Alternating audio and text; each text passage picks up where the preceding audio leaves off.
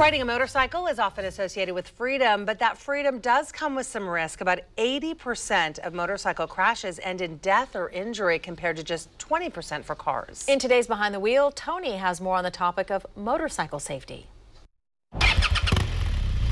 Ask anyone who rides them and they'll tell you there's nothing quite like being on a motorcycle. You know, the appeal for me with riding a motorcycle is I can get away from a desk. I can get out in the environment.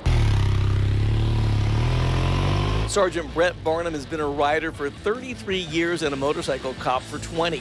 Those years of experience have taught him that whether you ride for a living or just for fun, safety on a motorcycle is directly proportional to the amount of a rider's training. If you get the training, if you get the proper training and you ride frequently, so you keep your skills up, it's actually a very safe mode of transportation. Proof of a rider's training comes in the form of an endorsement. In order to get your motorcycle endorsement, you have to go through a Team Oregon approved course. The course prepares riders for taking and passing the skills and knowledge tests, both required to earn the endorsement that can literally save lives. 27% of all motorcycle traffic fatalities were from unendorsed riders. One of the basic elements of that training deals with visibility. You want to place yourself in a position which maybe gives you what we call an out, right? An available option if all of a sudden traffic stops in front of you, if all of a sudden a car switches lanes and doesn't see you. Having an out makes good common sense, but riders also have to know the rules of the road on topics like lane splitting.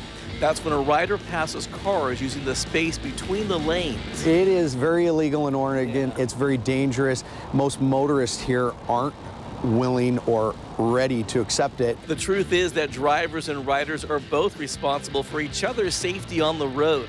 One isn't inherently more reckless or more respectful than the other. Attitude, training, and attention make the road safer, whether you're on two wheels or four.